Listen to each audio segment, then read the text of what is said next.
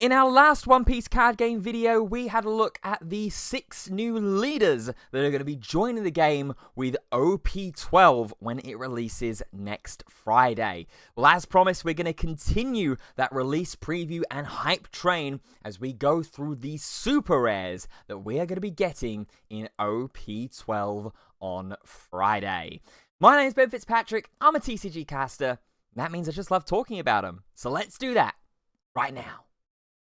But before we go ahead and get into today's video, if you do enjoy it, be sure to drop a like rating on it. Subscribe to the channel if you haven't already, like I know over 90% of you that watch these videos haven't done. If you're coming back on the regular, you might as well subscribe. It is completely free to do so and helps me out a ton. While you are down there, drop a comment down below with some of the decks that you are looking to try out in OP12 format. Obviously, we've got the ban list coming up presumably this weekend during the Kyoto Championship Series.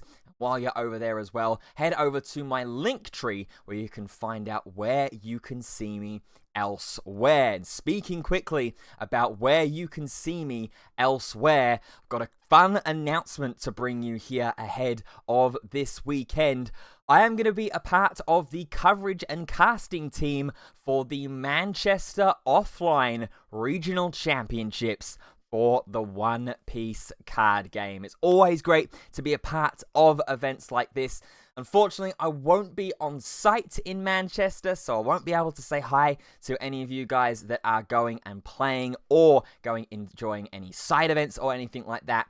But the event is being covered and is being streamed. I will drop a link in the description to the YouTube stream link where you'll be able to tune in across Saturday and Sunday. Of course, on that Saturday, we are going to be on ban list watch for what happens in Kyoto. We'll bring that news as soon as we have it. But yeah, there's a little bit of an announcement. There's some fun news that we will be getting into some One Piece card game casting action over this weekend.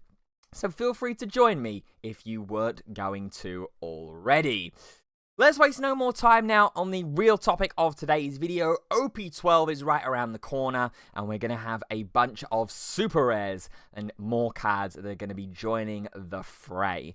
So let's start off at the beginning with red, with 2-cost Boa Hancock. 2-cost 3,000 power character.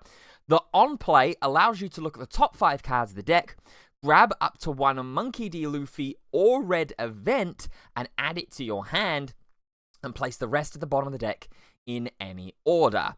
Also then has the second effect to activate main, trash itself, and give up to 2 rested Don to your leader or one of your characters. This super rare is really cool. I like this. The fact that it can search events as well as obviously Luffy's. Quite thematically, it can search Luffy's. But the fact that it can search the events is obviously going to be very, very important for Rayleigh, who relies on having those events in hand to be able to give your characters that boost with the leader ability.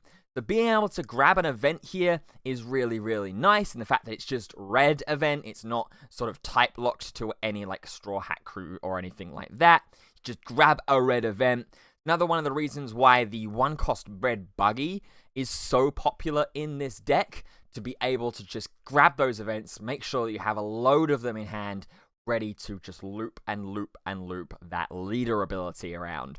I also really like the activate main effect here as well. It's one of the other big reasons why the 2-cost Kid and Killer super rare from the Bonnie starter deck is that extra little bit more versatile, with the Kid and Killer being able to trash itself to reactivate a rested Don on your opponent's attack, ready for the leader ability. Here, you can trash the character, give 2 rested Don, which is something that red is so well at doing, with things like 1-cost Nami, 2-cost Brook as well from the early days of the game, allows you to add some of those rested Don. Here, though, however, when compared to something like that Brook, you're not losing a 2k counter by playing it down onto the board. Here, you are getting the immediate value anyway by searching. You've also got a character that's eligible to be buffed by the Silver's Rayleigh leader effect, one more Don underneath it, and it's a 5k attacker, and we can start to try and threaten some cards out of hand. And then, once you've attacked with it, go ahead and use the activate main and boost something else up. I really like the look early of Boa Hancock. Of course, it wouldn't be anything to have a Luffy Searcher if we didn't have a Luffy Super Rare as well. So 4-cost 4k Luffy has the following effects. If you have a total of 2 or more given Don cards, this character gains plus 2000 power, so that can be anywhere. And then on play, you may reveal 2 events from your hand, so similar to the Rayleigh Leader effect. Play up to 1 red character card with 3000 power or less from your hand, then give up to 1 rested Don to your leader or one of your characters. So this character does quite a lot. I like the fact that it's looking at what's got given Don to it at the moment. Again, taking advantage of that activate main effect that the Boa Hancock has. Just immediately give something to rested Don, ready to trigger this 4-cost Luffy. On play, to get another body out onto the board, we've seen how strong that being able to daisy chain characters onto a board is with something like Bello Betty at the height of the OP11 format at the moment. Having to reveal 2 events is a little bit awkward, but obviously the nice thing about this is that you can just keep revealing the same 2 events that you're revealing for Rayleigh. So you're not giving your opponent too much extra information with cards that are in your hand. Then being able to give a rested Don to one of your leader or characters either turns this into a 5k character straight away, and then if you can find another instance of a given Don, it becomes a 7k attacker for 1 Don's commitment. Really, really nice. Or it can give your leader and become a 6k or something like that if Blue-Purple Luffy's still around. So 4-cost Luffy looks really, really good and looks like it's going to be a big key component for Rayleigh's success, or at least perceived success, in OP12 and beyond. Next up, we're going to head over into green, one of the colors in OP12 that has a lot of expectation around it because of that Zoro. It's also because of this card right here. 8 cost, 8000 power, Dracul Mihawk. It's a blocker that on play allows you to set up to 4 of your Don as active, making this essentially a 4-cost 8k blocker. Then you cannot play character cards with a base cost of 7 or more during this turn. Okay, that's totally fine.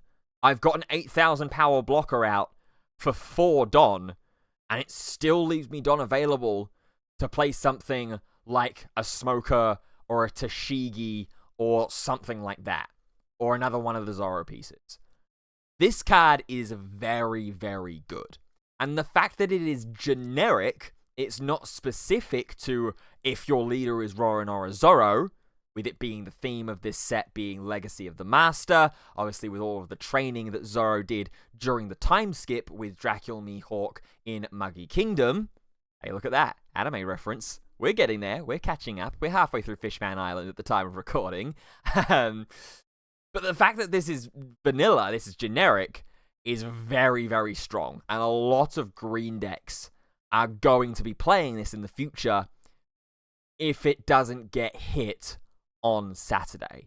Because think about it. If you're playing this in a generic green deck, say you're playing this in something like Green-Yellow Law or Bonnie, for example, you can play the Dracul Mihawk down on your 9 Don turn, restand 4 of your Don, then you can't play character cards with a base cost of 7 or more. Okay, cool.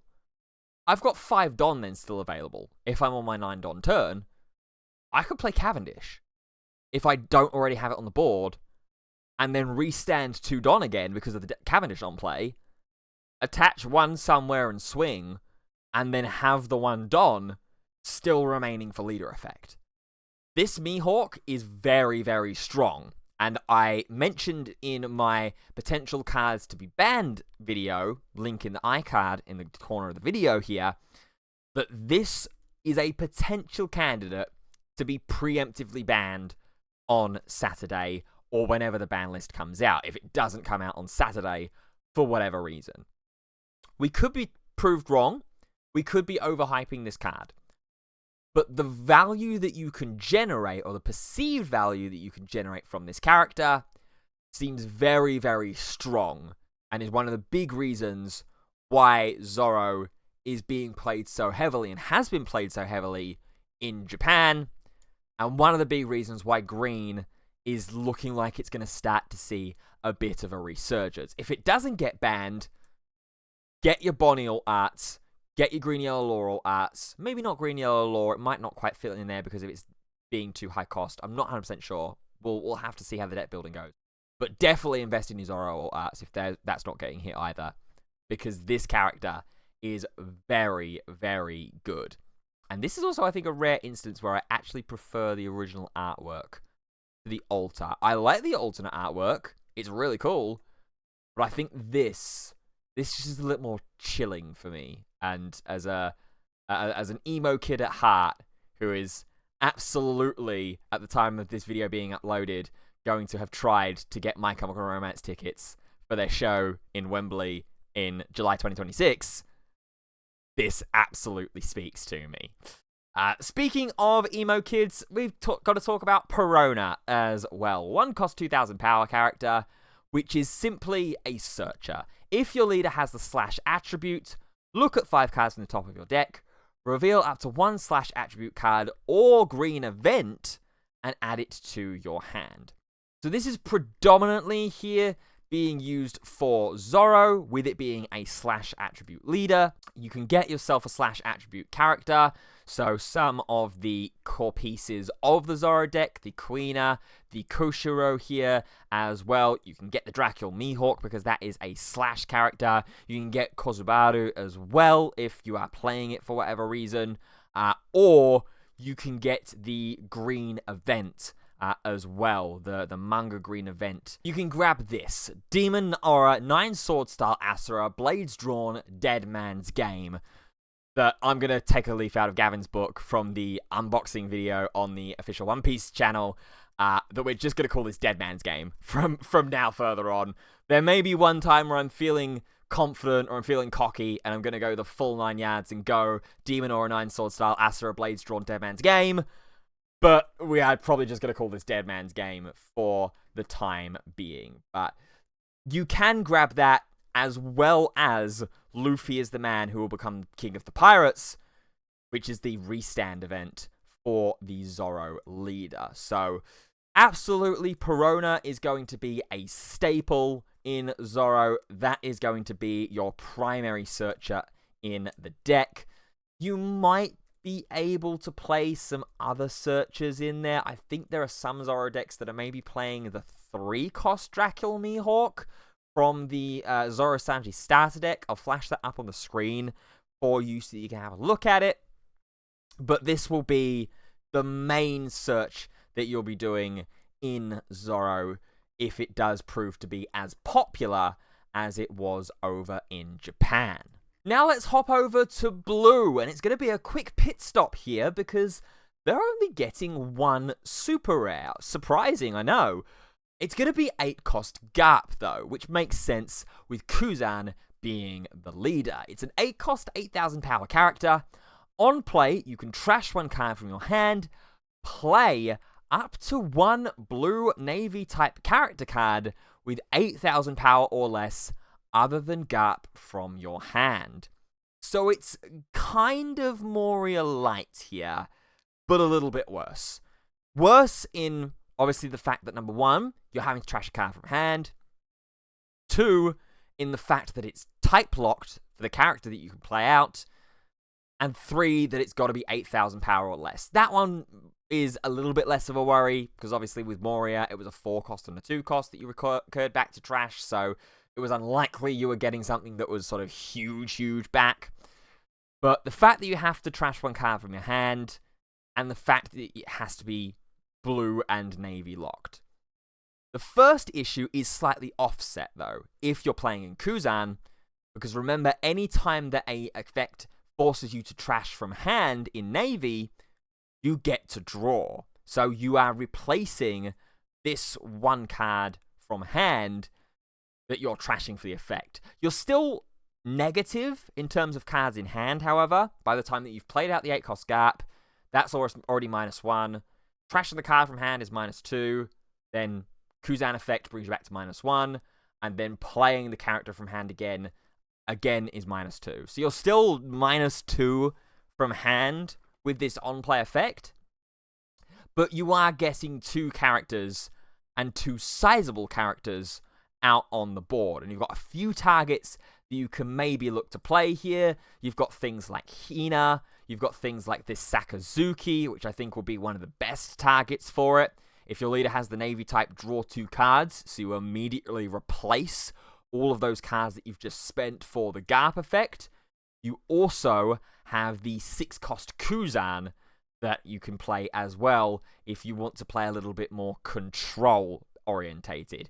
Do have to trash another card from hand to activate the on-play, but it means that one of your opponent's characters is not going to be able to attack until the end of your opponent's next end phase. So it puts you to -3 in hand in that chain, but that's a little bit more of a control tool as opposed to a value tool that you get with 7-cost Sakazuki. I think this is probably the best one to play from the Garp, but you do have a couple of options. And like I said during my leaders video, I think that Kuzan is going to be one of the sort of slightly off-meta leaders, if you're taking Rayleigh and Zoro out of the equation, that's going to make the biggest impact. It's going to be the best of the rest, I think, from OP12. I think the consistency that you can generate from this deck and the Navy engine, the fact that you're going to have access to Houndblaze and Amano Murakamo's sword in engine as well, is really, really good. So I think this is probably going to be one of the best of the rest, and might be one of the decks that I start off with in the OP12 format. We'll have to see how well that I pull out of my release day booster box opening that we will be doing on the channel. So make sure, if you weren't already from the start of the video and you're still watching, subscribe so that you don't miss out on that next week. Next things next, we're going to hop on over to purple. We've got 2 super rares to talk about here, targeting 2 different decks. First off, we've got Vinsmoke Reiju. Yes, more Germa 66 and Vinsmoke family support, although maybe not in the way that you were expecting. 4-cost 5,000 power. If you have 4 or more events in your trash, this character gets plus 2,000 power and plus 5 cost. And it is a blocker. This is obviously intended to target and support the Sanji leader that is coming out in OP12, the one that allows you to play 3-cost or less events out from hand at the cost of a Don -1. But here, I obviously like Reiju.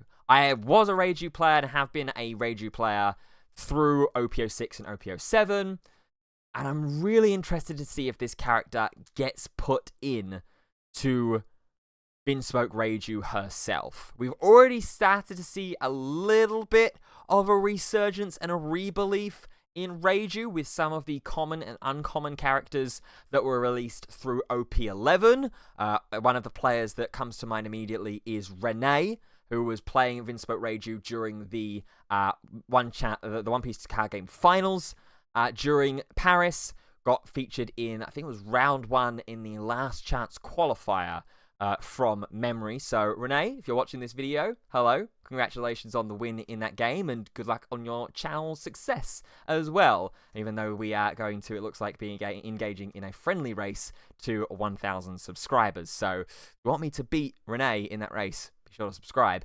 But yeah, I'm really interested to see if this makes its way into Vinsmoke Reiju. There are already a couple of events that are kind of sneaking in here and there.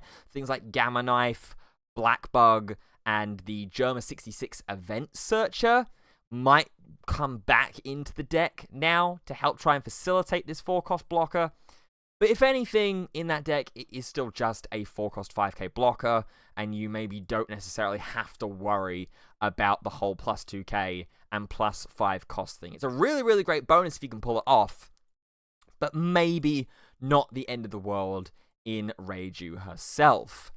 The other super rare is for the Rosinante deck. It is 7 cost, 8k Trafalgar Law, and it has the on-play effect of, if the number of the Don on your field is equal to or less than the number on your opponent's field, gain an active Don. Already not bad. Then, all of your Donkinete, Rosinante, and Heart Pirates type characters get plus 1000 power until the end of your opponent's next end phase. So really, really cool effect here. I really, really like this effect. Being able to ramp an active Don if you are less than or equal. Pretty nice. And obviously with purple, we're doing a lot of Don minusing anyway traditionally. Then, getting that plus 1000 powers boost to Rosinante and Hype Pirates type characters to make it a little bit harder for your opponent to just attack into and try and get rid of. Again, as I said though, in my going through the leaders video for OP12, I do think that the Rosinante deck is a little bit too narrow to be able to really build around. But I'd like to see some people give it a go. I really want to see some people give it a go. I really want to see it work as well. There have not been too many purple-yellow decks that have really impacted the meta supremely. Yes, purple-yellow Croc and purple-yellow Robin have been competitive decks. They've been decent decks, but they haven't quite made it into that kind of top cut level status. I'd love to see a Lakers deck get into that top cut level status. I'm not 100% sure whether it's going to be Rosinante, but this card might be the support that it needs in the set already, and there might just be enough that maybe we're not seeing. That's the beauty of when these sets start to make their way into players' hands, is that you have that opportunity and that window for experimentation. And of course, the set from a competitive standpoint isn't going to be legal until 2 weeks after it is going to be released. So for those who thought, oh, we've seen the end of the OP11 meta now that OP12 is released, unfortunately, we are going to still have a couple more weeks with it, and that will likely be the same with the ban list as well when it comes into effect. Next up, we have Black, which brings 2 very interesting characters with it. First off is Nico Robin, 6 cost 7k, which says, first off, if your leader is Koala or Monkey D. Luffy, this character gets a blocker and plus 3 cost. And then the on-play effect, you may trash 1 card from your hand. If your opponent has 5 or more in hand, they trash 2 cards from hand. This is a really, really cool card. First off, let's talk about why it's cool for Koala, the leader that's coming in OP12. It's cool for Koala because with it being the leader, it gets plus 3 cost. So it becomes a 9 cost on board and 1 character away from being that 8 cost that you need to activate the leader effect. So that's why this is cool from Koala's standpoint. And of course, you have that hand manipulation effect. But it's also really, really interesting that Monkey D. Luffy is also named as a potential leader to activate this blocker and plus 3 cost effect. Because I've been seeing quite a few lists out of Japan of purple Black Luffy utilizing this character. And I really, really like it. Because what it allows you to do is do something a little bit different in your mid-game stage. It's making it so that you're not reliant on making sure that you're getting the most value out of the Beer Luffy from the Purple Black Luffy starter deck, or slamming down an early Gear 2 Luffy from EBO2, the secret rare. Instead, you can utilize this character, have it be a nuisance to try and remove, with it being 9 cost, potentially 10 cost, if you pair it with the Purple Black Luffy leader ability, to put 1 Don under leader and give that blanket plus 1 cost to characters. It's a 7k blocker, and it is that hand manipulation. I really, really like this Nico Robin. I think this is going to be a very, very strong card indeed. And this alternate artwork is absolutely gorgeous as well. I know I haven't been showing off all the alternate artworks for all these characters, so I apologize for that. We'll go through and show them off now. There was the lore. Here is the Reiju. Reiju artworks, always banging, absolutely fantastic. Garp, really, really cool. I dig this alt art with the fist reaching out as if it's kind of like a almost 3D effect sort of thing. Perona alt art, absolutely gorgeous. No notes, really, really big fan. We've spoken about the Mihawk one. I'm a little bit more of a fan of the regular artwork. This Luffy, again, I think I'm a fan of the regular artwork here. Is this Akira Agawa who's done the artwork on this one? No, it doesn't look like it is. It does give that kind of Agawa vibe, but I really, really like this version as opposed to the alt art here. And then the Boa Hancock, I don't mind this one. I think I do prefer the regular artwork as well, though. I think the lines here just make it look a little bit more dynamic, in my opinion. Let me know down in the comments which alt art from this Super Rares from OP12 is your favorite. The second Super Rare that Black is going to be getting is Monkey D. Dragon. And this one is a scary one indeed. Monkey D. Dragon, 8 cost, 8,000 power. On play, you may place 3 Revolutionary Army type cards from your trash at the bottom of your deck in any order. If your leader has the Revolutionary Army type, play a character card with a cost of 6 or less from trash. So the recursion is not type locked. The leader has to be type locked, and you have to place type locked cards back into the deck, but the actual recursion is not type locked. So you can use this to get back something like Rebecca, and then Rebecca affects something back into play as well. Really, really strong card. Very, very good. A lot of people were hyping this character up when he was first revealed, and I think that the hype is going to live up. I think this is another one of the big reasons why I'm very, very interested in trying to play Koala or build Koala for OP12, because this deck and this character alone, you look like you could do a lot of things with it. And if we're not unbanning Gecko Moria on Saturday, this is going to be my cope. This is going to be my placebo effect drug that I'm going to be taking to get those Moria effects back, baby. Last but not least, we have Yellow, and it's just the one card that Yellow is going to be getting at the Super Rare slot, and it's going to be a new Shirahoshi. 2 cost, no power. If your character with a base cost of 6 or less will be removed from the field by your opponent's effect, you may turn 1 card from the top of your life face up instead. And on your opponent's turn, if you have no other Shirahoshis with a base cost of 2, all of your Neptunian type characters get plus 2,000 power. So this one's a little bit weird, in all honesty. The protection effect is really, really cool. Obviously, we're seeing how important and strong those protection effects in Yellow have been at the moment with the 2-cost Beige blocker, or Beige blocker, as some people have been pronouncing it for the past few weeks. That's really, really strong. That's really, really good. And the fact that you are turning a card, a life card face up, we've got ways to turn those face down with the likes of something like Viola blocker, is something that comes to mind from EBO1. But this opponent's turn effect is a little bit more awkward. If you have no other Shirahoshi with a base cost of 2, little bit of a shame, because the 2-cost Shirahoshi blocker, also from EBO1, is very, very strong and very, very good. If that would be removed by an effect, you can heal 1, essentially, for those that need the reminder. But boosting all your Neptunian-type characters with plus 2,000 power, it's okay. The fact that it's on your opponent's turn is very, very nice, so it stops them from just sort of unga-bungering straight into all of your characters on board. Most likely going to be paired in here in this deck for the green-yellow Shirahoshi leader that was released in OP11. So I'm going to hold true judgment on this card.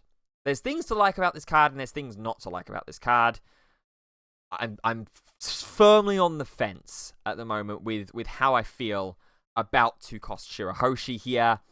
And I really, really love the alternate artwork. I love the fact that we are cruising through Fishman Island here, looking to try and get to the forest where Jinbei is. You can see Luffy just there on the top of Megalo as well. I really, really love this alt art. This is really, really cute.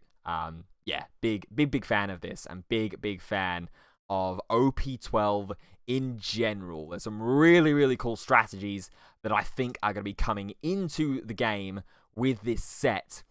And that's not even with us talking about all of the other leaders that are getting support and buffed through OP12. That is going to be a topic, though, for another video. For the time being, that is going to draw an end to this video. So it's over to you. What decks and what leaders are you looking to pilot in OP12 with some of these new super rares and leaders we are going to be getting literally next week by the time that this video goes live? Of course, as I said a couple times throughout the video, we will have a release day booster box opening of the brand new expansion on that Friday. So be sure, if you're not already, if you haven't been throughout this video, go ahead and drop a subscription. While you're down there as well, drop a like rating on the video if you did enjoy it, and head over to the link tree to see where else you can find me. Remember that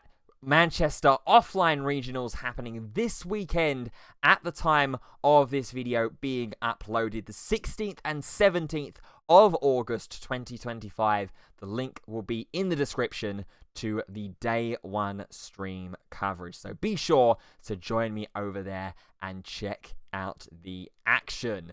But until then, that is going to do it for today's video. Thank you so much for watching. And until next time, we'll see you soon. Goodbye for now.